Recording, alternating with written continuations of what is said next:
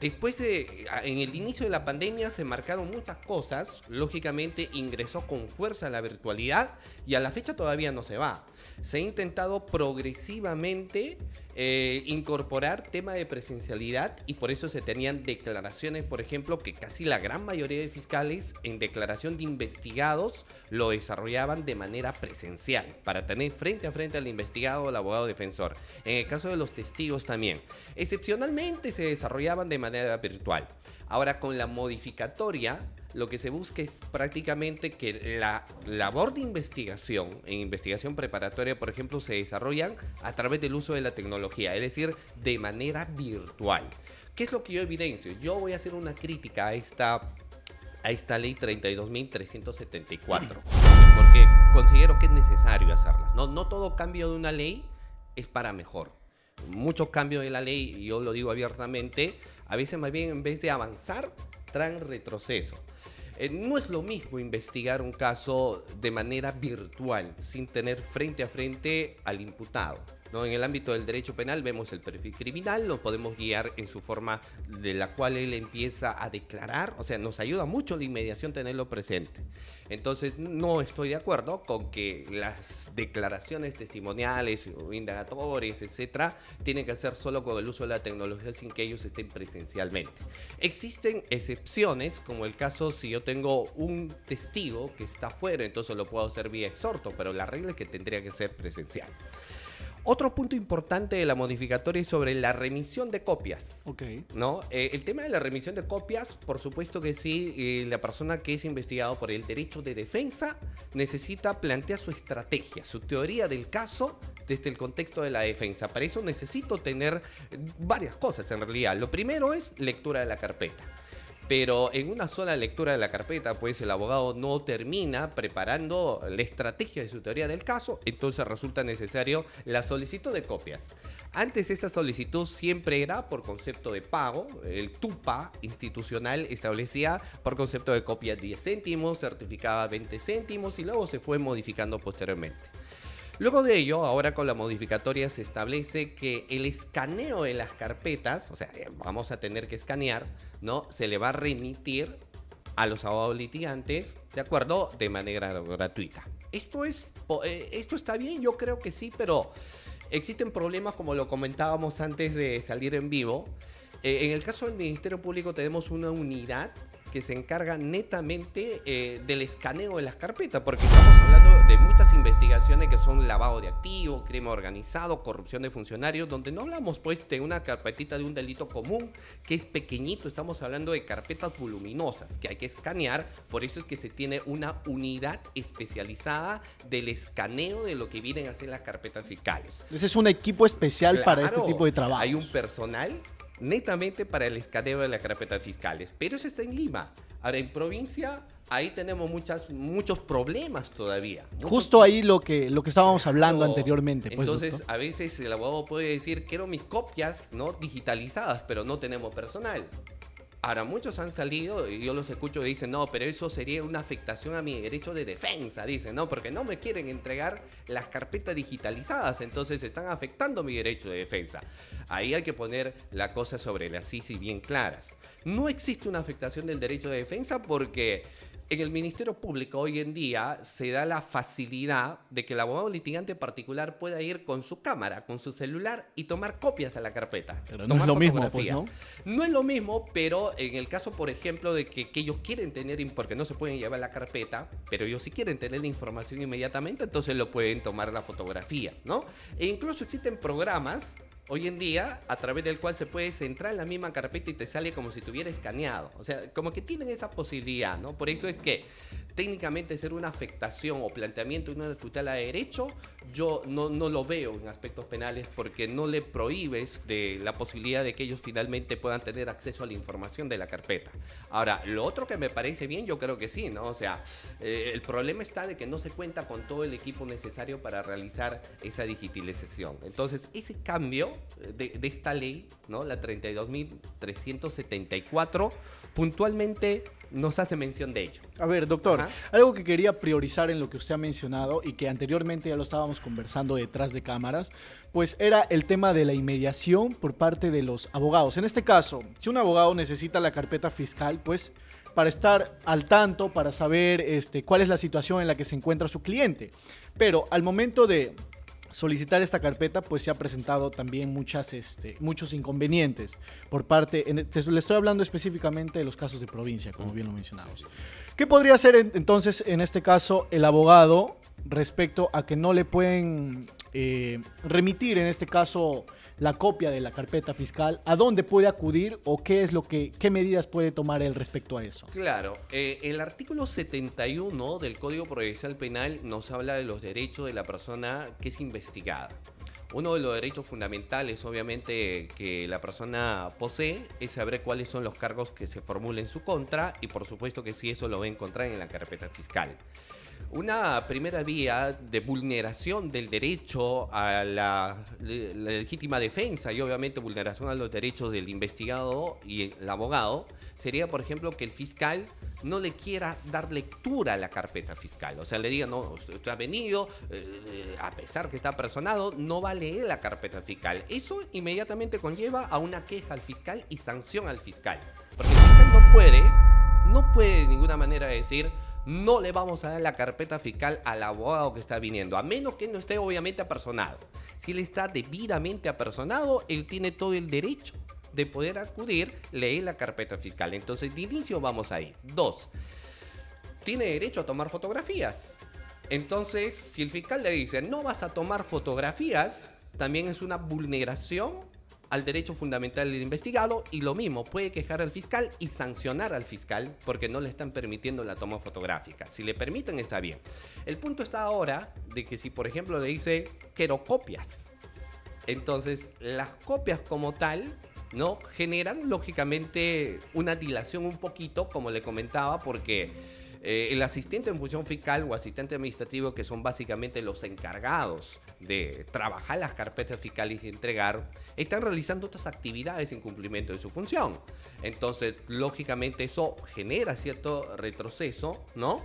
Pero eso no significa que existe una vulneración al derecho de defensa porque ellos ya tienen las 2 vías anteriores que he manifestado para acceder a información. Ahora, pero vayamos a un punto. ¿Qué pasa si el abogado lo presenta por escrito para que le entreguen las copias y el fiscal no lo responde? O sea, le deja un proveído, téngase presente para su oportunidad. O acude y no le entregan las copias. O le han dicho que le van a entregar en tal fecha, lunes, no lo entregan el lunes.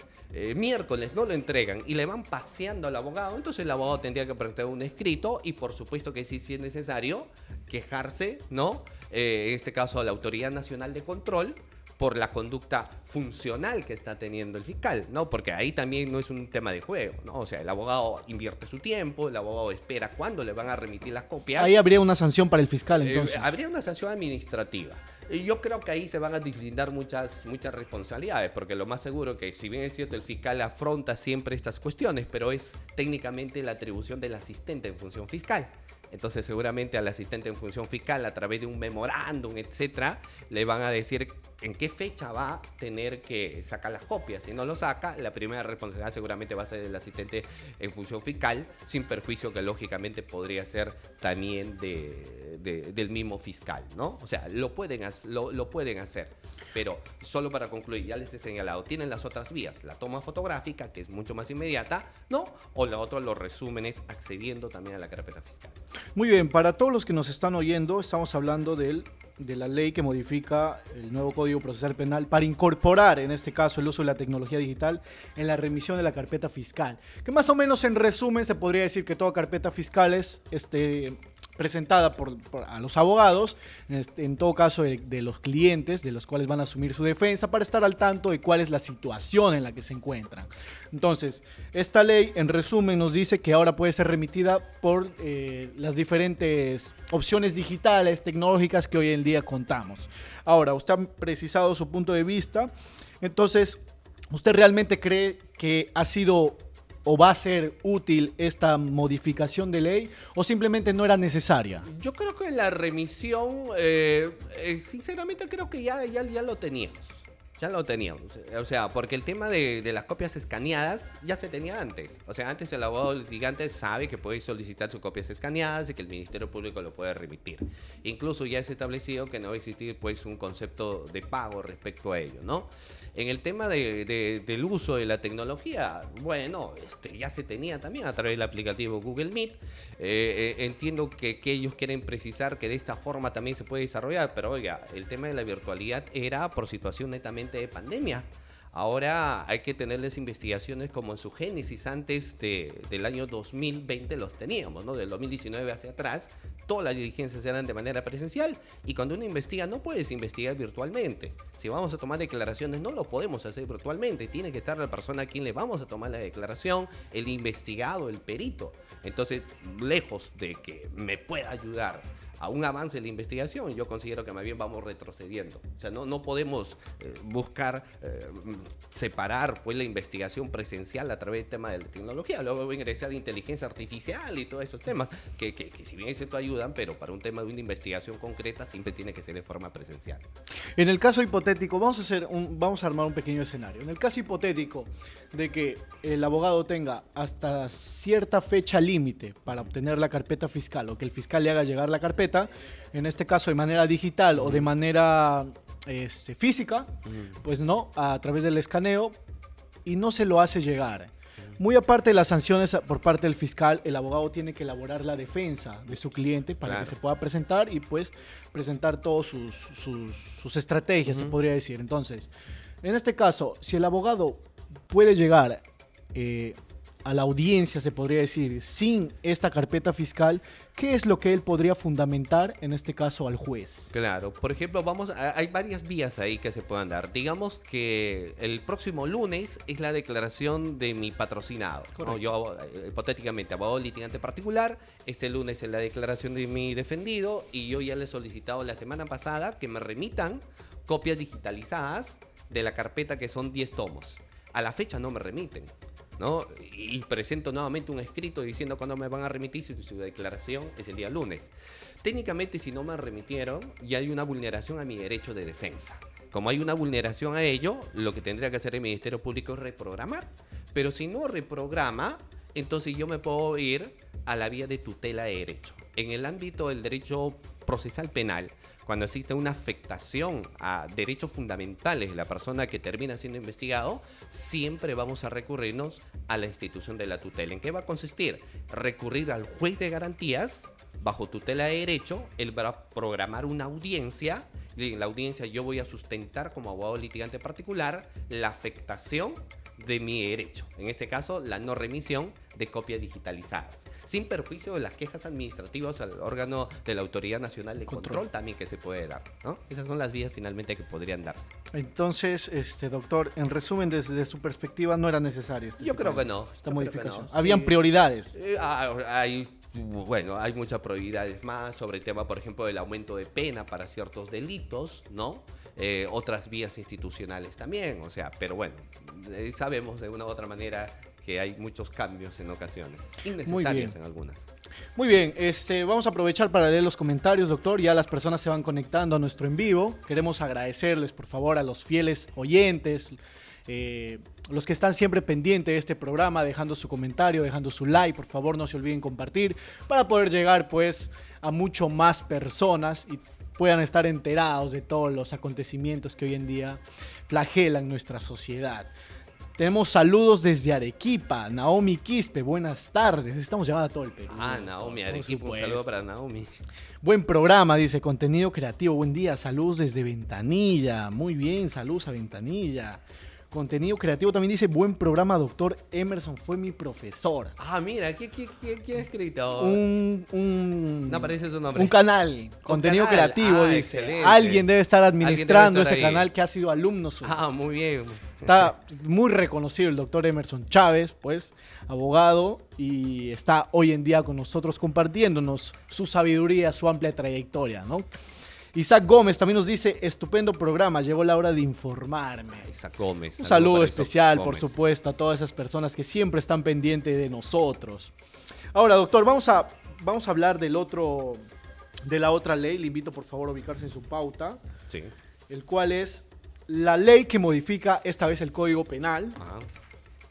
que nos dice facilitar la expulsión de extranjeros y fortalecer la seguridad ciudadana. Muy bien. En este caso, esta nueva ley nos dice claramente, entendible para todos, creo yo, a comparación de otros títulos en donde se establece una modificación. Facilitar la expulsión de extranjeros y fortalecer la seguridad ciudadana. Sin embargo, yo creo, desde mi punto de vista, juicio crítico, eso de decir la expulsión de extranjeros realmente va a fortalecer la seguridad ciudadana, doctor. Tenemos ahí, por ejemplo, un análisis que en el ámbito del derecho se conoce como el análisis político criminal, que es la problemática social, ¿no? Entonces, habría que ver si con el incremento de extranjeros en los últimos, por ejemplo, 10 años, aumentó la delincuencia, o antes del incremento de extranjeros, igual era la magnitud de delincuencia existente, ¿no? Lo cierto es que lamentablemente las cifras arrojan un incremento. Hay un incremento. El incremento y en muchos de los casos, sobre todo en algunos delitos como extorsión, en algunos delitos como sicariato, ¿no? Se ha evidenciado, por lo menos en cuestiones estadísticas y de investigación, que son ciudadanos extranjeros. Ese es un primer problema, ¿no? Entonces sí es verdad que se va teniendo aumento de situaciones delincuenciales por el incremento de extranjeros. Lo segundo, la forma en la que ingresan al territorio nacional. Es decir, tiene que haber lógicamente una cartilla y demás donde podamos tener a todos los ciudadanos extranjeros aquí muy bien reconocido, que no tengan antecedentes y demás, pero se ha observado que existen muchos a las cuales están de ilegales. Entonces tenemos esos dos problemas, ¿no?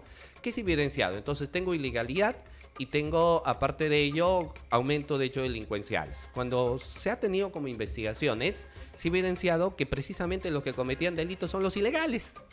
Entonces tenemos un problema. O sea, más lejos, porque hay muy buenos ciudadanos extranjeros, por supuesto que sí, que ingresan y quieren hacer patria, que tienen familias, se han casado con personas peruanas, esto me parece excelente, pero se ha visto muchos ilegales que son precisamente los ilegales que cometen delito.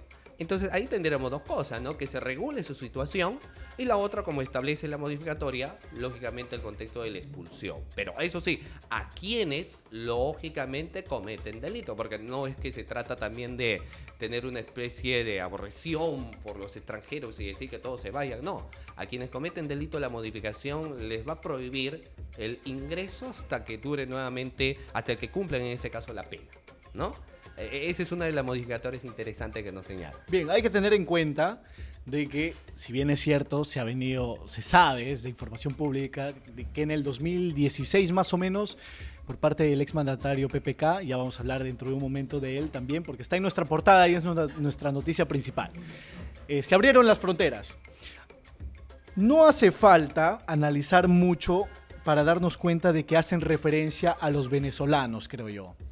Más allá de cualquier otra nacionalidad, ya sea, no sé, chilena, ecuatoriana, argentina, esta ley es precisamente para los extranjeros y hacen alusión precisamente a los venezolanos, que hoy en día también son autores de crímenes desgarradores, que también se han modificado leyes que lo denominan terrorismo urbano, el tema de los sicariatos, las extorsiones, que se vienen suscitando. Entonces, ¿usted también le ve de esa manera, que sea dedicadamente para este tipo de nacionalidad o de un tema general? Lo que pasa es que nosotros en el ámbito, por ejemplo, de la norma siempre nos vamos a guiar en estadísticas. Okay. Y las estadísticas sí arrojan que son ciudadanos venezolanos los que más cometen hechos delincuenciales en nuestro territorio, ¿no? Esa es la realidad. Entonces, más al margen de una falta de simpatía o una situación tal vez de cólera, etcétera, que uno podría mencionar contra ciudadanos que son finalmente hermanos latinoamericanos, pero la estadística sí arroja que son más ciudadanos venezolanos. Y lógicamente, si tenemos ello, todo cambio apunta un poco sobre esta situación, ¿no? Entonces, podríamos concluir de que esta ley es necesaria, entonces. Sí, hay algo bastante interesante que señala la ley. Por favor. ¿Qué es lo que va a pasar si un ciudadano, por ejemplo, extranjero, se ha comprado un departamento, se ha comprado un terreno, se ha comprado una camioneta, se ha comprado un auto, comete delito, todos esos bienes van a quedar en decomiso? Eso señala actualmente la modificatoria, ¿no? O sea, va a perder todos sus bienes, van a quedar al dominio del Estado peruano. Eso es lo que te señala la modificatoria. ¿Y por qué? Porque tal vez tenemos algunos casos, digamos, de sicariato, de extorsión, porque detrás de todo ello hay dinero. El que extorsiona, ¿por qué te extorsiona? Porque de por medio quiere cupo, y el cupo es dinero. Y con ese dinero se compra, pues, bienes, ¿no? Si ya se investiga, se demuestra lógicamente su responsabilidad penal y demás, incluso me parece en el procedimiento, todos esos bienes que le pertenecen a él van a quedar en decomiso. O sea, él pierde el derecho de sus bienes y van a pasar a potestad del Estado. Aún así no llega a ser procesado. No. Si es que llega siendo procesado. Ok, ahí estamos hablando un poco de la ley de extinción de dominio, me parece, ¿correcto? Sí, esta modificatoria habla de eso. Ok, entonces tiene mucho que ver esta ley. Sí, yo creo que ahí es bastante interesante, ¿no? Porque toda cuestión de hecho delincuencial, sí, ¿ya? Muy bien, todo hecho delictivo, muy bien. Sin lugar a dudas, tiene que tener un reproche penal y obviamente la extinción de los bienes que ellos puedan tener. Muy bien, para todos los que se van conectando, estamos hablando de la ley que modifica el Código Penal para facilitar la expulsión de extranjeros, algo que puede ser debatible, pero que popularmente ya las personas lo han venido vociferando a voces. Entonces, estamos comentando un poco de las facilidades que va a dar esta ley, si es que tiene objetivos claros, con el doctor Emerson. Asimismo, también recordarles que dentro de breve vamos a tener la presencia del doctor Dante Heredia desde la ciudad de Huaraz, quien también nos va a compartir, por supuesto, su opinión con respecto a estos temas legales. Pues no, el tema de facilitar la expulsión de extranjeros. Se han visto diferentes comentarios en las redes sociales, también diferentes expertos que han venido comentando sobre esta ley, ¿no? Y cuáles son los objetivos, si es que en todo caso va a disminuir la delincuencia de entre todas las propuestas que se han presentado por parte del Ejecutivo, o los intentos, pues, de disminuir esta ola de sicariato en nuestro país. Son diferentes intentos. Esta ley puede ser aceptable para uno, aceptable para otros, pero la opción es clara, la expulsión de extranjeros, en este caso de los venezolanos, que ya lo venía mencionando el doctor Emerson con el tema de las estadísticas. Es decir, la fuente nos dice que la gran mayoría de olas de criminalidad o sicariato, extorsión, el tema de cupos, se viene dando por personas de nacionalidad venezolana. Entonces, podemos concluir, doctor, de que es útil y que de alguna otra manera va a ayudar. Esta modificatoria, sí. Saludo esta ley. Por favor, les invito a los que están conectados con nosotros que puedan dejar su comentario con respecto a esta ley, si de verdad también creen ustedes de que va a facilitar la disminución de delincuencia o que simplemente es un acto populista que viene por parte del Ejecutivo, como ya se han venido dando en anteriores casos, pues, ¿no?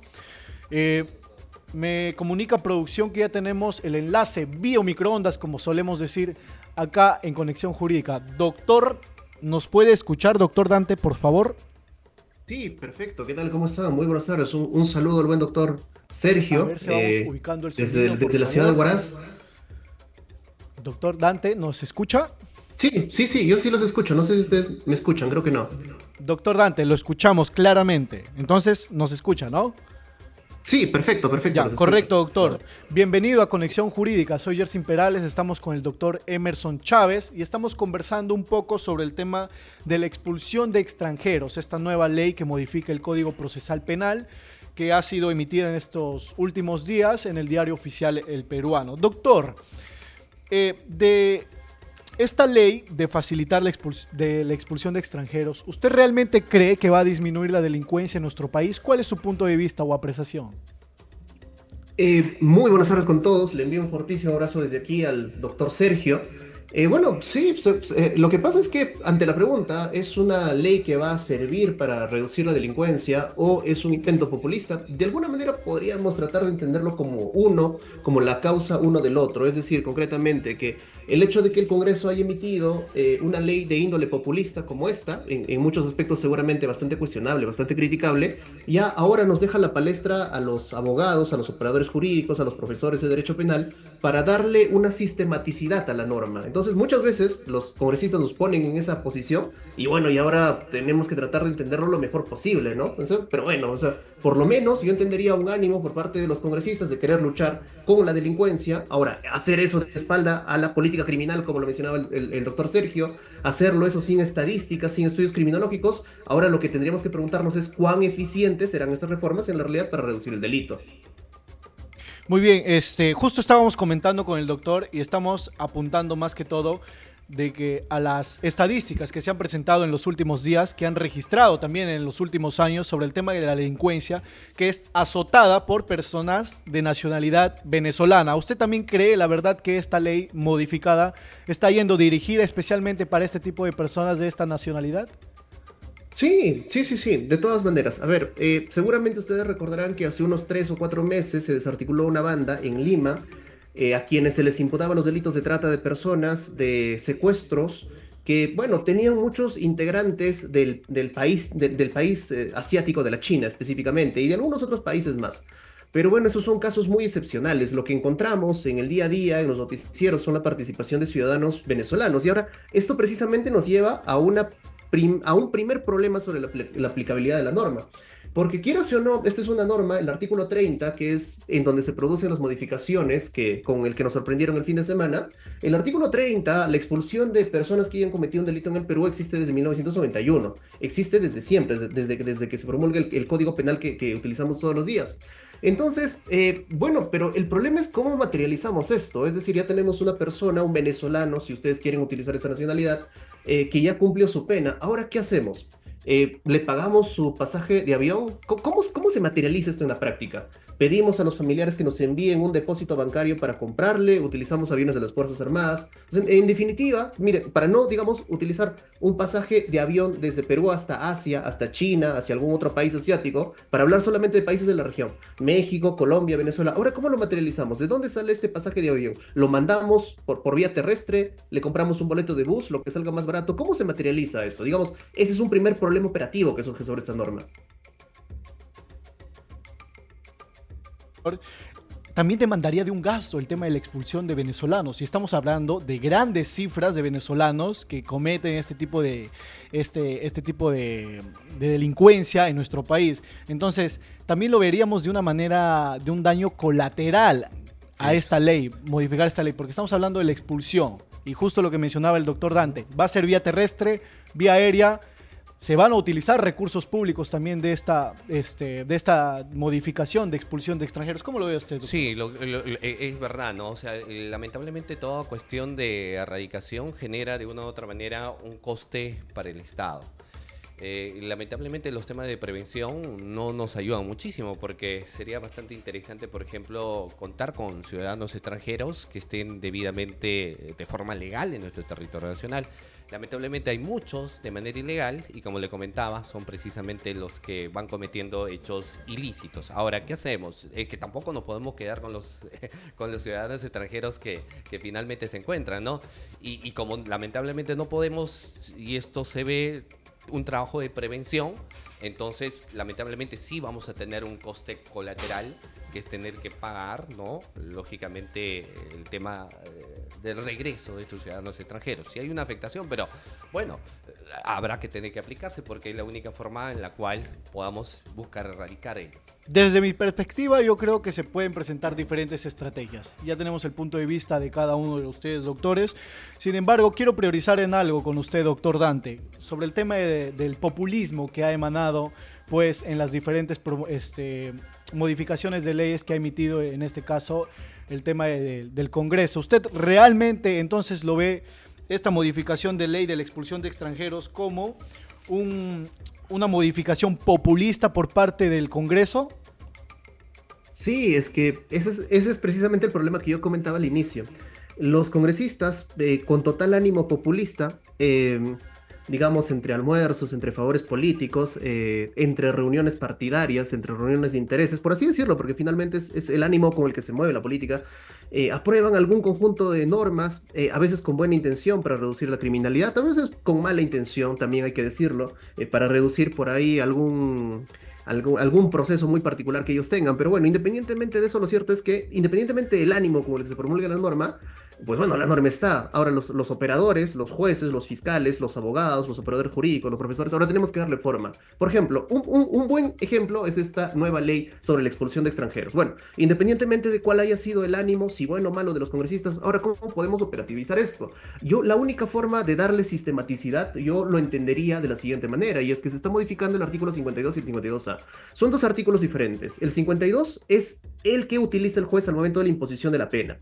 El 52 es ya cuando se está ejecutando la pena, cuando el sujeto está dentro del establecimiento penitenciario. Entonces, en uno y otro supuesto, cuando se va a imponer la pena, un día antes, 2 días antes de la imposición de la pena, bueno, los abogados solemos presentar, por ejemplo, algún documento, alguna partida de nacimiento, de tal manera que pedimos la conversión de la pena. En la sentencia que lee el juez, en el adelanto de fallo, en la lectura integral de la sentencia, pues bueno, la pena sale convertida. Bueno, ok.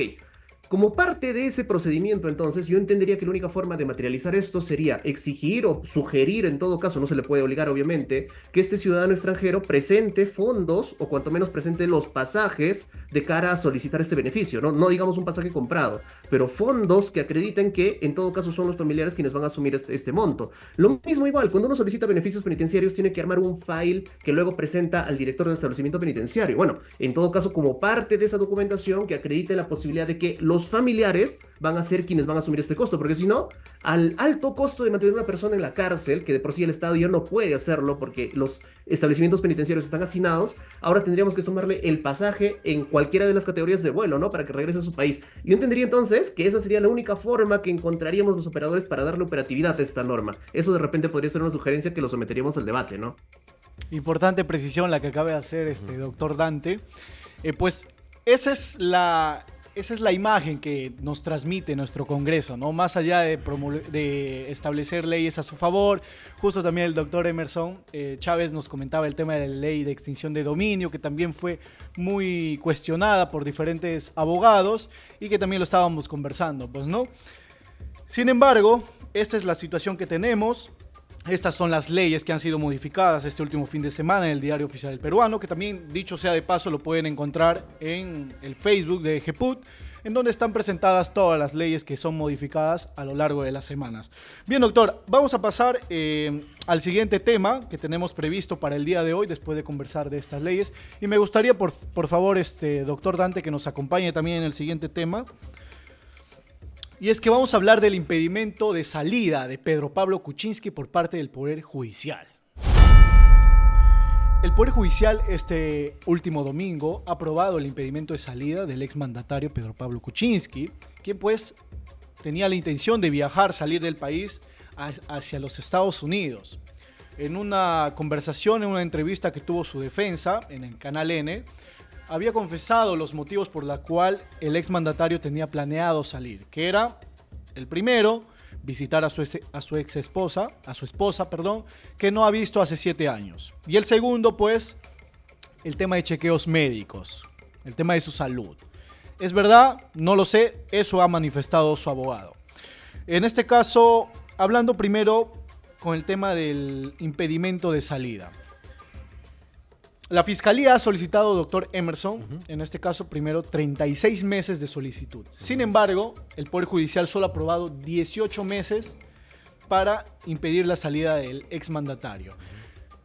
En el Poder Judicial, ¿qué es lo que establece o qué estudia para que pueda limitar los meses, en este caso, o establecer los meses en los cuales se va a impedir al exmandatario salir?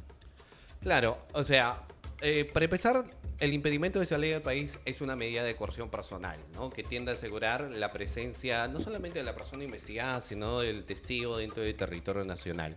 En el caso del presidente de la República, Pedro Pablo Kuczynski, el Ministerio Público puede solicitar, al tratarse de un caso de magnitud compleja, ¿no?, hasta 36 meses. ¿no? Hay un marco de solicitud. No Ese es el máximo. Claro, no necesariamente porque uno solicita, porque eso lo requiere, mejor dicho, el Ministerio Público, necesariamente te van a dar esa cantidad de meses. Se hace un estándar de valoración. Exacto. En este caso entiendo que el juzgado dice 18 meses, dependiendo, sin lugar a dudas, también del marco de durabilidad de la investigación, ¿no? Teniendo en cuenta de la edad que también actualmente tiene Pedro Pablo Kuczynski, ¿no? Y de las posibilidades en las cuales realmente pueda o no abandonar. Ahí se analiza mucho las cuestiones también de los arraigos, ¿no?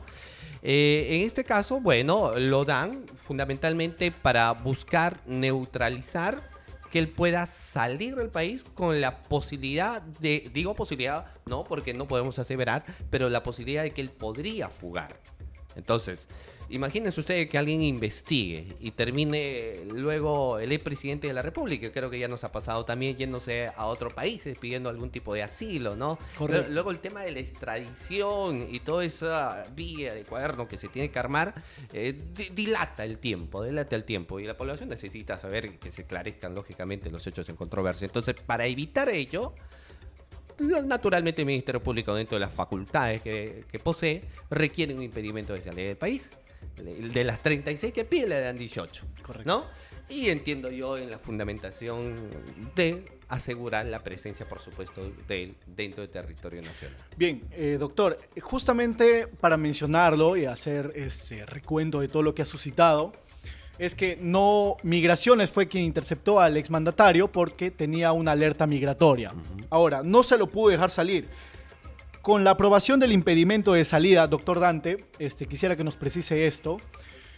Si con la alerta migratoria no pudo salir, con el impedimento de salida tampoco va a poder salir. En este caso, ¿cuál sería la principal diferencia de estas dos opciones que tienen una misma función? De que no pueda salir el exmandatario de nuestro país. Es muy buenísima pregunta. Para sumarme a la idea del doctor Emerson, efectivamente, son dos instituciones que en la práctica pareciera que se materializan de igual manera, pero cuyo funcionamiento, cuyo fundamento es totalmente diferente. Se mueven en planos de análisis completamente diferentes, se mueven en dos galaxias normativas, jurídicas completamente diferentes. El ámbito penal, el doctor Emerson lo ha explicado perfectamente, tiene probablemente una finalidad de asegurar el arraigo, la permanencia dentro del procesado, dentro del territorio nacional, para los fines del proceso penal. Hasta ahí. La detención, la detención del trámite del viaje por interés migratorio tiene otra naturaleza un poco diferente y en realidad responde a cuestiones muy administrativas. Los casos que se mencionan, por ejemplo, dentro del reglamento de migraciones son otros. Todos sabemos cuando viajamos a determinado país, sobre todo en la región, que nos ponen un cierto plazo para estar en permanencia. Por ejemplo, en Colombia, en Ecuador, los países de la comunidad andina nos dicen, bueno, ustedes solamente pueden estar 90 días. Bueno, si nosotros nos pasamos 100 días, al momento que hagamos el viaje de retorno, seguramente migraciones de Colombia, del país extranjero, nos detiene. Eso es una alerta migratoria. Responde a otras cuestiones, como por ejemplo el hecho de haber conseguido una visa por trabajo. Entonces, bueno, el empleador que me contrató para que yo pueda viajar al país extranjero me despide y es más, menciona en migraciones que yo no trabajo más para él. Luego de 5 años yo voy otra vez a migraciones y migraciones tiene que detenerme porque yo infringí una normativa interna, estrictamente el reglamento de migraciones. Y algunas otras cosas más, ¿no? O sea, tiene que ver con documentación más que todo administrativa, tiene que ver con el tema, inclusive la única excepción en todo caso que se encontraría dentro del derecho civil es que algunas personas que no han cumplido con la manutención de sus hijos igual se les puede detener hasta ahí, pero lo demás sería administrativo, esto sería civil. Y evidentemente son cuestiones que no tienen que ver necesariamente con la finalidad penal. De tal manera que entonces cuando ante alguna alerta migratoria que tenía como antecedente un proceso penal de Pedro Pablo Kuczynski, entonces, bueno, esto tendría que corroborarlo migraciones, ¿no? Pero la única explicación que a mí se me ocurriría es que en su momento, cuando existió la prohibición de que Pedro Pablo Kuczynski viaje, entonces, bueno, se les olvidó de levantar esta alerta migratoria, porque Pedro Pablo Kuczynski no debe alimentos, entiendo yo, no ha trabajado ilegalmente en otro país, no es que haya infringido la normativa administrativa de migraciones, no puede ser esa la explicación. En consecuencia, claro, son dos planos de análisis diferentes, ¿no? El otro es una medida estrictamente administrativa que se encuentra dentro del trámite de migración. Esa básicamente sería la diferencia. Gracias por la precisión. Me indica producción que tenemos un video, a ver si por favor lo podemos ver para ir comentándolo también. Claro, ahí me parece algo bastante interesante, ¿no? Un poco adhiriendo a lo que dice el doctor también. Ya con la alerta migratoria, como que seguramente el Ministerio Público ya va viendo un ánimos de Pedro Pablo Kuczynski de que al margen de que quiera ir a visitar tal vez algún familiar o por tema de salud, que puede ser lo más natural, pero seguramente van viendo como una posibilidad de que él tiene un ánimos de salir del territorio. Y al tratarse de investigaciones tan delicadas, por supuesto que sí, podría la Fiscalía en este caso buscar en ánimos de que no suceda lo que anteriormente ha pasado, si bien es cierto que cada caso es autónomo, pero de que no pueda pasar conmigo Pablo Kuczynski, de que al final se vaya y no regrese. Porque ¿no? hay precedentes. Hay precedentes de una u otra manera, ¿no? O sea, entonces la alerta migratoria, como tal vez un plus, siempre porque hay que requerir, hay que fundamentar, seguramente el fiscal también lo ha incluido en dicho requerimiento. Excelente precisión, sí. Doctor Emerson Chávez. Pero ahí lo vemos, ¿no? A ver, por favor, con el video. Ahí lo vemos en el aeropuerto, que ahora, bueno, está en silla de ruedas. Bueno, ¿no? Si una de... No tiene sonido. Si alguna... Lo que se precisó en el informe también es de que él quiso, pues, salir por temas médicos. En este caso se presenta en silla de ruedas. No es debatible el tema de su salud, porque es un tema ya súper delicado, pero lo que se demuestra es pues que está delicado de salud. Claro, ahí hay un punto importante. ¿Y qué pasa si, por ejemplo, Pedro Pablo Kuczynski, los únicos especialistas están en otro país? Correcto. No, hay que tener en cuenta eso también. Habría que ver el estado de salud, la enfermedad, la edad que tiene Pedro Pablo Kuczynski, y él quiere viajar porque tal vez los especialistas o médicos de confianza que él tiene no se encuentran en Perú. Entonces, el darle un impedimento, fíjese que poniéndonos al otro lado también de una u otra manera es pues cierta afectación al tema de la propia salud que él pueda tener, ¿no? Más al margen de que siempre tenemos a quienes pueden decir, pero bueno, tal vez quiso dar la imagen de estar mal de salud. Bueno, pero esto también... Como se ha mencionado, ¿no? Como claro. Anteriores presidentes, como sí, Fujimori, sí. Recientemente Alejandro Toledo también, que se quiso apelar, quiso aprovecharse de una ley, ¿no? El tema de llevar el arresto domiciliario en mayor de 80 años en su hogar. Pero, si bien es cierto, el cuarto juzgado de la investigación preparatoria en este caso, la magistrada Margarita Salcedo, es quien ha aprobado este impedimento de salida por lo siguiente. Según la Fiscalía, se han presentado graves indicios de obstaculización y riesgo de fuga. En este caso, doctor Emerson Chávez, esta es una de las posibles causas que se podría dar para precisar de que son graves indicios de obstaculización y riesgo de fuga. ¿Qué más se podría presentar para tener este tipo de conclusiones? Claro, lo que pasa es que en realidad acá hay un tema de responsabilidad restringida por el tema de la edad también, ¿no? Porque tal vez si él hubiese sido una persona menor de 65 años, 50, lo que seguramente tal vez hubiésemos tenido es una prisión preventiva. Porque en una prisión preventiva ahí sí analizamos el tema de una obstaculización del marco procesal cuando falsifica medio probatorio, porque no influye a que otros testigos o imputados no declaren en contra de él, ¿no? Cuando falsifica documentos, etcétera, ¿no? Que son por supuesto materiales de la prisión preventiva. Si la jueza valora ahora ello es porque obviamente en el contexto de requerimiento fiscal tal vez se haya visto de una u otra manera esta situación, pero como por el tema de la edad no vamos a regir lógicamente una prisión preventiva, lo que lo pondera es a través de un impedimento de salida. Pero la naturaleza, insisto, del impedimento de salida es solamente posibilidad de que ésta pueda fugar. No tanto se analiza la obstaculización al proceso, sino que se va a jugar y lo neutralizo con el impedimento de salida.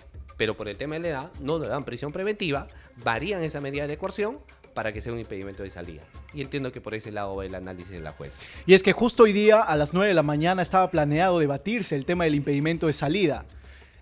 Doctor Dante, sacando un poquito el tema de que hoy se iba a debatir el tema del impedimento de salida, ¿usted también lo ve como un riesgo de fuga u obstaculización por parte del señor Pedro Pablo Kuczynski al querer salir del país hacia los Estados Unidos?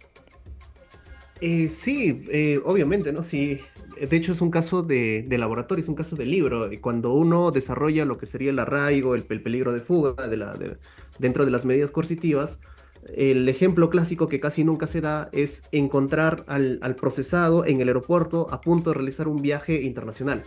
o en todo caso encontrarle con las maletas para fugar, no son cosas que casi nunca se dan. Este es un supuesto perfectamente de libro. Y yo creo que el problema no va tanto por ahí, es decir, a partir de esta resolución de la jueza, evidentemente hay una prohibición de que el señor Pedro Pablo Kuczynski ahora sí salga del país. El tema es el siguiente, el tema es si el día sábado, que es cuando se produce el video que acabamos de ver, si el día sábado Pedro Pablo Kuczynski podía salir o no podía salir. Digamos, ese es el punto discutido, ¿no? Ahora sabemos que sí, si quiere salir mañana, ahora sí hay un impedimento judicial que no se lo va a permitir. Pero la pregunta es, cuando él no tenía este impedimento judicial, ¿se le podía restringir su derecho a la movilidad? Yo sé que esto es sumamente polémico, ¿no? Puede encontrar posiciones divididas, puede encontrar por ahí inclusive alguna crítica de índole política, etcétera. Pero lo cierto es que el derecho es así. Si no había una medida coercitiva en su contra, si no había una limitación de derechos en su contra, necesariamente tenemos que llegar a una única conclusión jurídica. Necesariamente, yo entiendo que el ámbito polémico sería ese, ¿no? Y yo lo entendería como que el día sábado 7, si no me equivoco en cuanto a las fechas, el señor Pedro Pablo Kuczynski no tenía ninguna prohibición. Eso, básicamente. Porque, por supuesto, toda medida de coerción hay que hacer la aplicación desde el momento que se emite la resolución. Y la resolución recién salió el día de hoy. Correcto. Entonces, técnicamente podríamos incluso, hay que ver, estamos hablando dentro del margen de posibilidades, ¿no? Y lo decía hace un momento. ¿Y qué pasa si por tema de salud realmente él tenía que ir a otro lugar? Entonces hay una afectación al tema de su derecho fundamental, al tema de la salud. Y dos, lógicamente, una vulneración también del impedimento del libre tránsito que una persona puede tener, ¿no? Pero es controversial sin lugar a duda porque finalmente él termina estando en un proceso de investigación, en el caso de Kuczynski.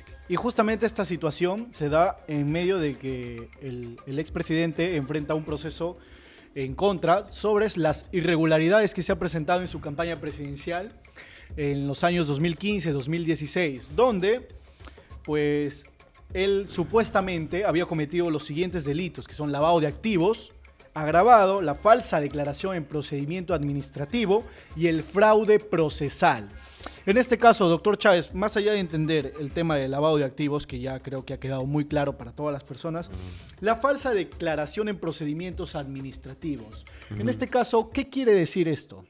Claro, o sea, por ejemplo, cuando nosotros hablamos de la falsa declaración de procedimientos administrativos, es cuando alguien finge tener cierta documentación o cierto CV que realmente no lo posee. Digamos, va a haber una convocatoria para ocupar algún cargo, ¿no? Incluso para ocupar algún ministerio o algún puesto de confianza donde sí te establezcan de determinados perfiles. Entonces la persona presenta, por ejemplo, adulterado, ¿no? El tema de sus diplomados, Okay. de sus cursos, de sus capacitaciones, de sus maestrías, ¿no? O incluso cuando uno hace una declaración por el tema de nepotismo. Uno dice, muy bien, usted va a trabajar para el Estado, pero usted tiene que señalar que no tiene en esta sede familiares dentro del tercer grado, consanguinidad, segunda afinidad, etc. Y la persona dice que no tiene cuando en realidad sí lo tiene. Entonces ahí vemos las falsas declaraciones en cuestiones de procedimientos administrativos, que por supuesto que sí conllevan, bueno, a sanciones de esa índole, precisamente administrativas. Algo por la cual se le está acusando. Y así también lo mencionaba doctor Dante, si nos podría precisar el tema del fraude procesal. ¿En qué se basa este supuesto delito? Pues bueno, como lo ha comentado el doctor Emerson, ambos delitos van en contra de la verdad. Específicamente, en el primer supuesto estamos hablando del hermano menor, por así decirlo, que sería mentir dentro de lo que sería un procedimiento administrativo. Pero no todas las mentiras se llevan dentro de un procedimiento administrativo, y ahí viene el hermano menor, en todo caso, que sería mentir dentro de un proceso judicial, dentro de un proceso ya instaurado, dentro de una acción que se encuentra dentro del proceso judicial, a efectos de obtener una resolución que lo vaya a beneficiar, una resolución contraria a la ley. Entonces, si se produce ese perjuicio, eso básicamente sería el delito de fraude procesal. Mentir dentro de un proceso judicial, en cualquiera de sus categorías. No puede ser un proceso penal, puede ser un proceso civil, un proceso laboral, en cualquiera de esos supuestos. Bien es cierto, tenemos entendido que la Fiscalía ya lleva 7 años investigando al exmandatario Kuczynski, pero no ha llegado a acusarlo de nada. ¿Por qué cree usted que se da este tipo de demora por parte de la Fiscalía, y hablando también en temas generales de la justicia peruana, teniendo en cuenta también los demás precedentes que hoy en día también se le sigue investigando a la señora Keiko Fujimori y otros funcionarios públicos? ¿Por qué esta demora, doctor? ¿Cuál es su punto de vista? Es para mí la pregunta, entiendo. Sí, correcto, a ver, doctor Dante, perdón. Yo entendería, haciendo un parangón con el caso Keiko Fujimori, que la circunstancia fáctica del delito de lavado de activos no queda del todo determinada. Lo que se produce por lo general en los procesos penales es que con la denuncia el marco fáctico está más o menos delimitado. No diremos completamente delimitado, pero alguna circunstancia secundaria, alguna circunstancia importante se va definiendo a lo largo de la investigación formalizada y ya, si se quiere, en todo caso se va precisando en la acusación. En el caso de Keiko Fujimori y en el caso de Pedro Pablo Kuczynski, la sospecha inicial es tan nebulosa, es tan poco clara, que ahora sí corresponde precisar los detalles en la investigación formalizada. Esa es la explicación por la que en el caso de Keiko Fujimori se emiten diversas acusaciones, por no mencionar ya el número y la cantidad de devoluciones que se produjo en etapa intermedia, y es que se van incorporando nuevos hechos. El proceso nace específicamente por un hecho más o menos determinado, pero dado que este no es capaz de lograr la condena por el lavado de activos, luego se va incorporando el pitufeo, luego se va incorporando los aportes de campaña, y se van incorporando un conjunto de hechos que perfectamente podrían ser investigados como hechos independientes. En el caso de Pedro Pablo Kuczynski también, o sea, Pedro Pablo Kuczynski es el ejemplo de una investigación que ha durado años, de una medida coercitiva que ha durado años, ha durado mucho tiempo, y no se ha llegado a un resultado concreto que permita una acusación. Es porque durante este plazo, entiendo yo, se están incorporando algunos otros hechos, de tal manera que en realidad, en lugar de hablar de un cuerpo consolidado, como tendría que presentarse a nivel de la acusación, probablemente estemos hablando de un cuerpo que tenga vagones, ¿no? Que se base en varios hechos, en varias circunstancias, y ahora la idea es darle uniformidad, darle unidad a esa acusación. Entiendo que en uno y otro caso lo que está sucediendo es eso, y por eso precisamente se está demorando tanto el proceso. Si tuviéramos claro el hecho, si tuviéramos pruebas irrefutables sobre esto, yo entendería que el proceso no debía haber durado tanto tiempo. Eso me atrevería a decir sobre esa pregunta. Excelente precisión y análisis, doctor Dante. Pues sí, esta es la situación que hoy en día presenta el exmandatario. Vamos a ver cómo se va a ir desarrollando, qué novedades se van a venir para el expresidente del Perú, Pedro Pablo Kuczynski. Doctor, muchísimas gracias por sus apreciaciones. Le agradecemos de verdad a nombre de Conexión Jurídica y por supuesto de GEPUT. Ha sido muy útil y enriquecedora sus puntos de vista en esta oportunidad. Muchísimas gracias.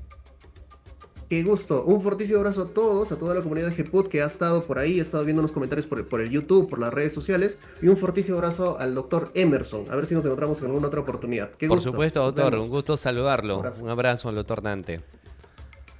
Muchísimas gracias, doctor Dante. Bien, ha sido el doctor Dante Heredia desde la ciudad de Huaraz. Por supuesto, ha mostrado sus puntos de vista, ha visto desde el enfoque de leyes también, desde el enfoque jurídico, cuáles son sus apreciaciones con respecto a los temas, las leyes modificadas, al tema del señor PPK, y pues muy, muy fructífera, para decir verdad.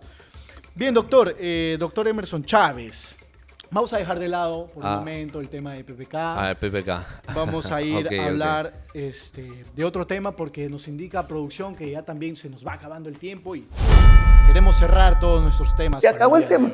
Más allá de la recusación que ya también fue presentada, pues no. Vamos a hablar de la señorita Ashley Vargas, que en paz descanse y de Dios goce. Desde acá queremos hacer llegar nuestro profundo pesar a todos los familiares, a los padres que se han inmiscuido en esta enorme búsqueda de 16 días para encontrar a esta señorita que se fue accidentada pues, en la ciudad de Ica, en Paracas. Pues algo que ha remecido a todas las personas y está en totalmente cuestionado, debatible, es que en este caso la Fuerza Aérea del Perú quiere encargarse de la totalidad de la investigación del peritaje de la avioneta en la cual encontraron a la señorita Ashley Vargas. Doctor, en este caso la familia ya ha tomado cartas en el asunto, ya la fiscalía también ha presentado por su parte una investigación preliminar por el presunto delito de homicidio culposo. Y es eso lo que quiero precisar, doctor, y profesor también, porque el doctor Chávez es docente de GEPUT, lo vemos siempre por nuestras instalaciones. El delito de homicidio culposo, ¿qué quiere darnos a entender este delito? Claro, a ver, en el ámbito, por ejemplo, jurídico, cuando analizamos la subjetividad de la conducta, tenemos dolo y culpa. El dolo es la intencionalidad de querer realizar algo. Por ejemplo, en el caso de homicidio, la intencionalidad de querer matar. Entonces uno dice, bueno, las medidas en querer asesinar a alguien son varias, sin lugar a dudas, ¿no? Pues a través de la pistola, un arma punzocortante, o a través incluso también podría ser de una avioneta, ¿no? Como que si uno lo pone una bomba con el ánimo de que si el avión despegue y explote, pero tiene que haber intencionalidad. La intencionalidad es dolo. La culpa es la negligencia.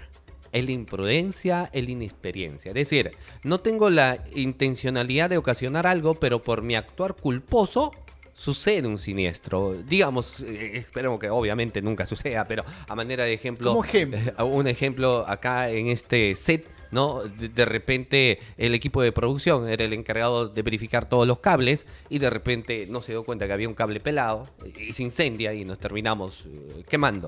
Entonces el encargado responderá por culpa. Él no tuvo la intencionalidad que no pase eso, pero por el actuar negligente responde.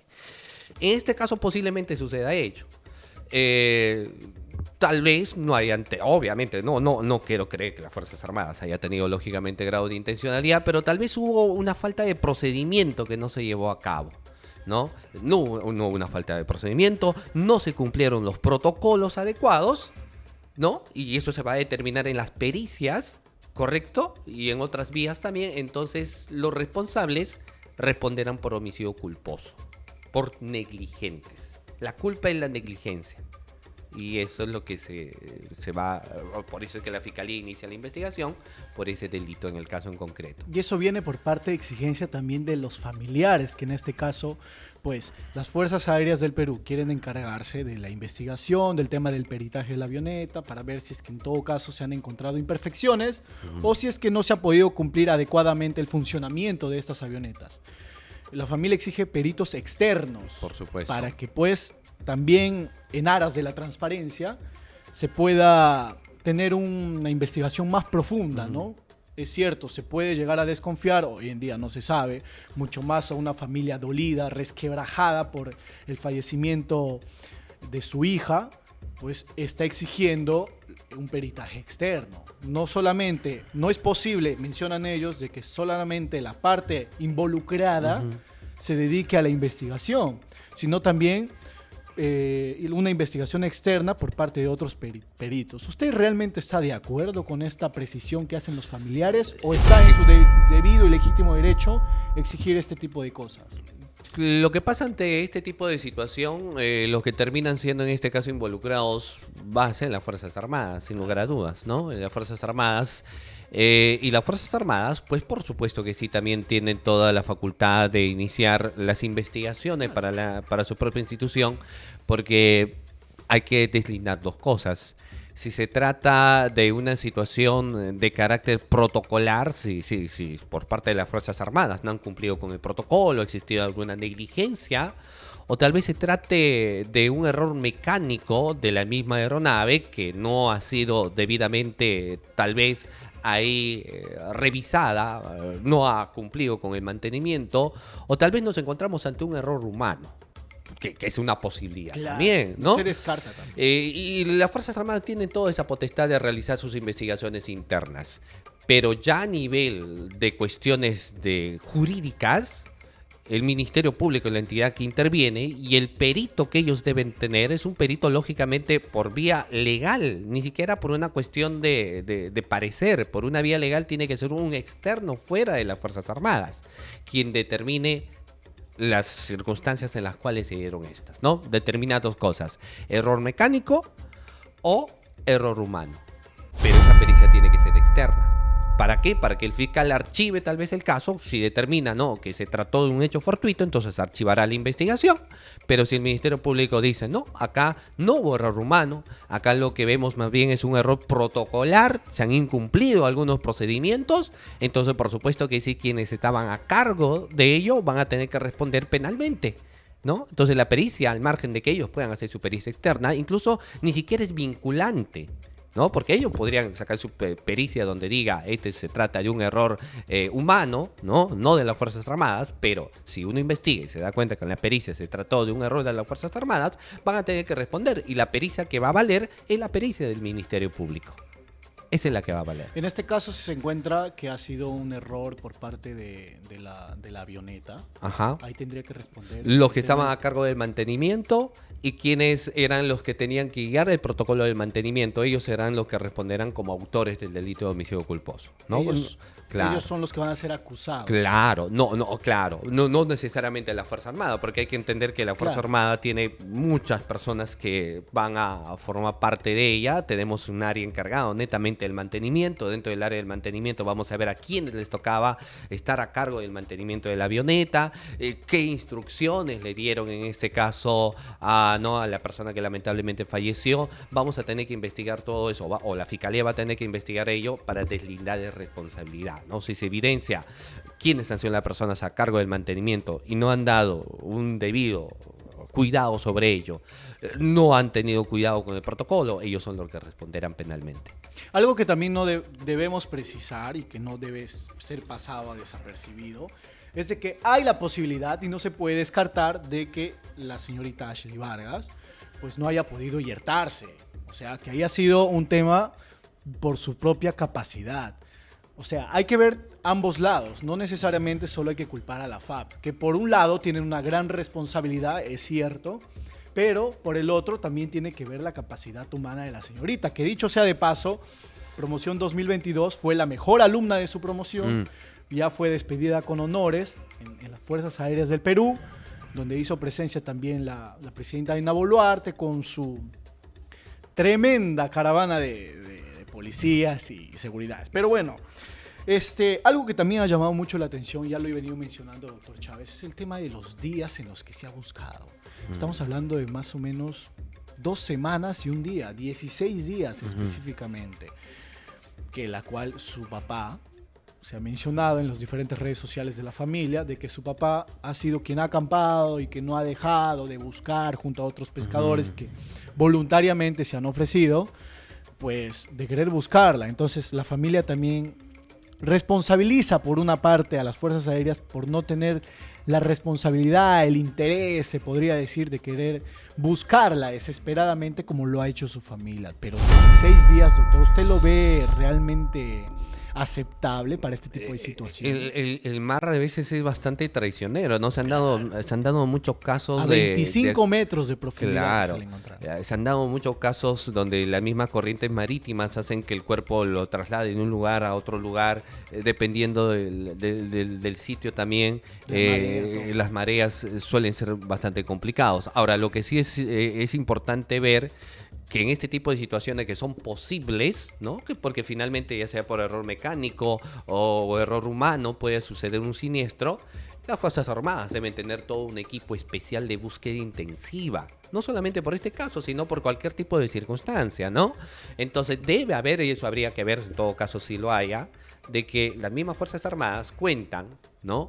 O a nivel, ahí está la DINA, en todo caso que DINA diga si realmente el Perú cuenta con un equipo de búsqueda especializada en este tipo de casos. Sería interesante si es que fue ahí, en todo caso que lo haya manifestado, ¿no?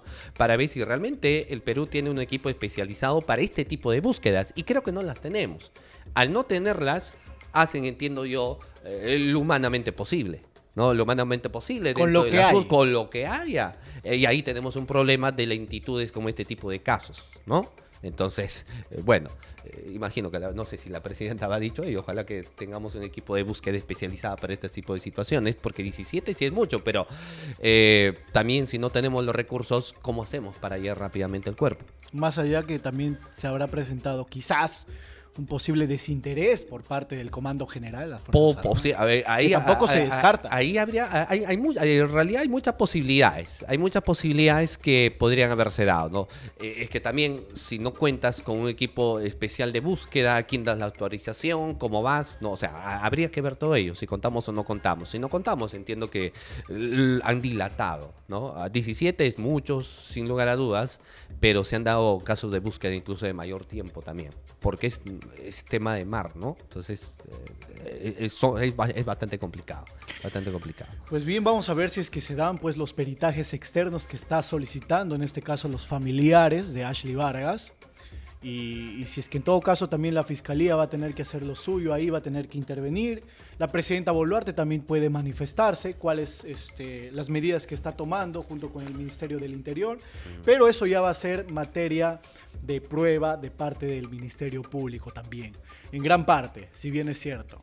Recordarles a las personas, por favor, que dejen su like, su comentario. Estamos con el doctor Chávez, el Emerson Chávez, que pues ha tenido la gentileza de llegar a nuestros estudios para poder conversar de las últimas novedades, situaciones que han venido dándose en este último fin de semana aquí en nuestro país. Muy bien. Se acabó el tema.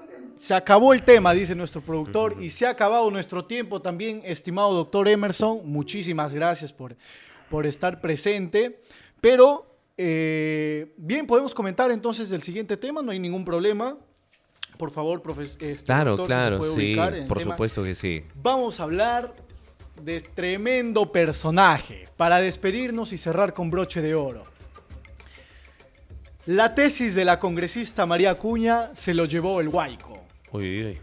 Lo que vamos a ver ahorita es realmente increíble. Están de moda esos temas Sí. de las tesis, ¿no? Sí, de verdad. A lo menos el tremendo dolor de Sí. cabeza que nos ha causado a todos y me está causando en estos momentos. Me imagino. 10º ciclo, doctor, usted se Uy, imaginará. Sí, me imagino. El tremendo dolor de cabeza documentado. Claro. ¿Qué ha pasado? La señora María Acuña, congresista de Alianza para el Progreso, que preside hoy en día la Subcomisión de Acusaciones Constitucionales, dicho sea de paso, que fue la subcomisión que archivó el caso Rolex, que también fue conversado anteriormente con el doctor Emerson en el último programa, pues el punto final, el dominical de Latina Noticias, ha querido acceder al tema de sus tesis, que por normativa peruana se tiene que dar para obtener un cargo de magíster o un grado de doctorado. En este caso, la señora no ha dado las facilidades para que se pueda investigar el tema de sus tesis. Ninguna de las dos, ni la de magíster ni la de doctorado. Sin embargo, el equipo especial de investigación se fue al Ministerio de Justicia, al Tribunal de Transparencia, para poder solicitar, ¿no?, el permiso respectivo para que puedan acceder a ellos. Y resulta que la Universidad César Vallejo mencionó de que esos documentos en físico habían sido llevados por el problema climático El Niño. En este caso, los huaicos que han azotado por allá por los años 2016 y 17 en la ciudad de Chiclayo. Entonces, no ha podido hacer llegar este tipo de documentos, no puede dar la transparencia, si es que en todo caso existen o ha existido las tesis que seguramente ella asegura, valgan redundancias. Doctor, en este caso no se puede acceder a este tipo de documentos por la señora María, por la persona directa, quien fue la que hizo la tesis, pero ¿qué medidas se podrían tomar entonces en estos casos para poder acceder a este tipo de documentos? Claro, o sea, vamos a ver ahí, ¿no? Incluso desde un marco inicial de un presunto delito de nombramiento indebido del cargo o aceptación indebida de un cargo. Si es que en este caso para ocupar tenía cierto requisito, tal vez en el grado de doctora, en el grado de magíster, y en realidad no lo tiene. Estamos hablando, y lógicamente, de una posible investigación, si es que es el caso. De no ser así, presumiendo siempre en la presunción de veracidad, ¿no? Es una presunción bastante interesante. Ahora habría que ver dónde están ellas. Ya la universidad dice que se les llevó paradójicamente el Guayco, al margen de que sí es posible de que, pues bueno, pueden haber una serie de situaciones desastrosas naturales, pero habría que ver la copia, si es que ella lo tiene, cómo ha sido la inscripción en la SUNEDU. Porque para la inscripción a la SUNEDU hay todo un procedimiento, habría que pedir información al SUNEDU, en qué año, de qué forma, cómo se han escrito estas, lo mismo los conceptos de pago y demás, que entiendo lo debe tener ella y también lo debe tener la universidad, que acrediten las suscripciones, los profesores que estuvieron en la evaluación de la tesis. Claro, Claro, hay que ver quiénes son además los profesores. ellos también mencionaron el tema digital. Si ya Por- contábamos claro. desde mucho tiempo el tema de Hay que la ver. accesibilidad, ¿por qué no Sí. tenerlo de manera digital? Digital, y hay que ver quiénes eran sus jurados. quiénes eran los jurados de su grado de magíster, quiénes eran sus jurados de doctorado y hacerles las declaraciones correspondientes. Pero ¿no? ahí podría haber una falsificación en todo caso. Ahí de vamos la a ver información. otros delitos más. Yo quiero presumir por un contexto de presunción de veracidad. Entonces yo entiendo que teniendo el nombre de los jurados, porque eso sí debe estar, obviamente, a los jurados hay que tomar sus declaraciones testimoniales, ¿no? Y ver qué es lo que finalmente sustenta. Si ellos hacen un reconocimiento, por supuesto que sí, de que ella ha sido una de las alumnas que postuló, pues bueno, tal vez a través de los indicios finalmente se determina. Ahora, ella debe tener su proyecto de tesis. Claro. Claro, ¿quién no tiene su proyecto de tesis, no? No creo que la haya mandado a elaborar. Mucho menos de esos, para esos grados. Con los Claro, cuales se va a entonces optar. yo creo que debe tener su proyecto de tesis, etcétera, la carátula, etcétera, lo debe tener en su caso. ¿Quién no te recuerda su graduación de magíster o doctor? Lo debe tener, entiendo yo.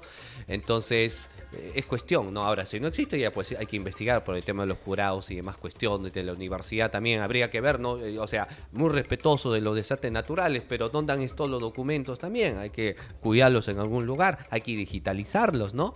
Entonces, todo eso se va a ver para realmente ver reitero, por la presunción de veracidad, digamos que ella sí tiene los grados, ¿no? Pero estamos en Perú, como alguien me decía, Perusalén, la tierra prometida, donde cualquier cosa puede pasar. Efectivamente, cualquier cosa puede pasar. Y es en la Universidad César Vallejo, de donde ha optado estos títulos. Hay algo bastante interesante que acá lo leo porque estoy haciendo en TikTok también. Y ella ha tenido compañeros universitarios. Ellos también Sus pueden compañeros de universidad, claro, que no dar diga quiénes crédito. son sus compañeros, ¿no?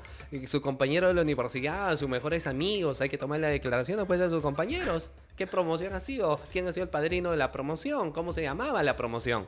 Claro. Poniéndonos en lugar de la señora congresista o de cualquier otro Ajá. congresista, ¿no? Que esté ocupando pues este puesto. ¿Por qué no presentar pues nuestras tesis si en todo caso ha sido elaborada de manera legal, legítima? Y están pues en los repositorios de nuestras respectivas universidades. ¿Por qué no presentarlo? Es decir, pues esta es mi tesis, investiga, no hay nada que temer. Claro, esta es mi tesis, estos son mis compañeros, ¿no? Mis asesores. Mis asesores, estos son sus números, llámenlo, este es el lugar donde yo he estado, estas son las fotografías, son 2 años, 3 años de doctorado, o virtual, estos son las fotos, estos son los cursos que he llevado, estos son los sílabos que los profesores me han entregado, este es mi blog de notas, y listo. Todo. Ahí O sea, está todo. hay para enumerar un Claro, montón de cosas por supuesto. para poder llegar a Para esto. llegar a ello. Ahora, si no hay eso, no sé, pues no, o sea, está bien que el Guayco se haya llevado la tesis, pero no creo que se haya llevado los compañeros. De la oficina. O sea, claro, no creo que se haya llevado los recuerdos, ¿no? Ahí deben estar. Ahí deben estar. La señora ha optado estos títulos en la Universidad César Vallejo de su hermano, César Acuña Peralta, el gobernador regional de Trujillo. Pues entonces, no quiero indicar, no quiero dirigir mi sospecha a un caso ilegal, pues, ¿no? Esperemos que no. Esperemos que no, esperemos pues que responda, ya que viene a ser una congresista realmente importante, lo digo por el puesto que ocupa, ¿no? El presidente de la Subcomisión de Acusaciones Constitucionales, donde se ve pues la admisibilidad de todas las denuncias a los funcionarios públicos de alto rango. Claro.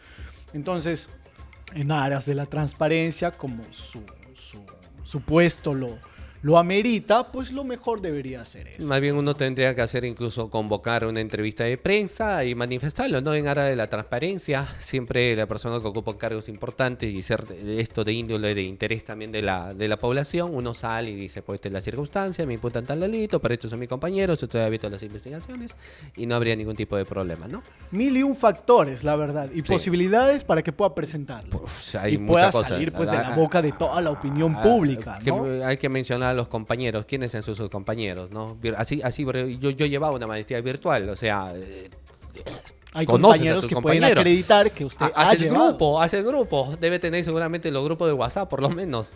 Entonces ahí está donde se podría ver, ¿no? Que estuvo ahí, o sea, WhatsApp, asesores, asesores, compañeros. correos, trabajos, notas, o sea, todo para poder acreditar. Hasta los registros en la misma universidad de en qué año lo ha llevado. Claro, ¿qué ha las estudiado? inscripciones, matrículas. Sí, por lo menos para acreditar el estudio. Ya el registro del SUNEDU que está, hay que ver cómo ha sido registrado. Ya eso es información al SUNEDU, ¿no? Pero bueno, ¿no? Esta es la información que se tiene de la congresista María Grimanesa Acuña, abogada de 62 años, hoy en día presidiendo la subcomisión de acusaciones constitucionales en el Congreso. Vamos a ver, pues, si es que en todo caso, como nosotros lo venimos diciendo, junto con el doctor Chávez, si es que se presenta, pues, a los medios de comunicación, tal vez a dar entrevistas, para poder aclarar más que todo esta situación en la que se ha visto envuelta, si es que en todo caso se da. Si no, F ya, pues, como dicen hoy en día todos los jóvenes. Muy bien, doctor, ahora sí hemos llegado a la parte final del programa del día de hoy. Ha sido un gusto, la verdad, compartir con usted. Muchísimas gracias por cumplir su palabra. Me doy cuenta Muchísimas que gracias a ustedes. con su gran trayectoria, su amplia experiencia, pues nos ha apoyado muchísimo el día de hoy. Y esperamos, la verdad, tenerlo en otra oportunidad, si es que usted lo permite. Muchísimas gracias a Conexión Jurídica, a las personas que han estado conectados, al doctor Dante también que estuvo conectado aquí y a todo el equipo acá de producción que es un equipo bastante maravilloso. Y bueno, muchísimas gracias por la invitación a su programa. Esperemos en una próxima oportunidad estar aquí presentes. Muchísimas gracias a usted, doctor, y muchísimas gracias a todas las personas que han estado conectadas y compartiendo el día de hoy con nosotros en esta nueva emisión de Conexión Jurídica. Los esperamos el día miércoles a la 1:30 de la tarde. No les voy a mentir, tampoco no les quiero dar la hora exacta, pero vamos a estar presentes aquí cumpliendo con cada uno de ustedes. Soy Jersin Perales y nos vemos en una próxima emisión de Conexión Jurídica. Gracias.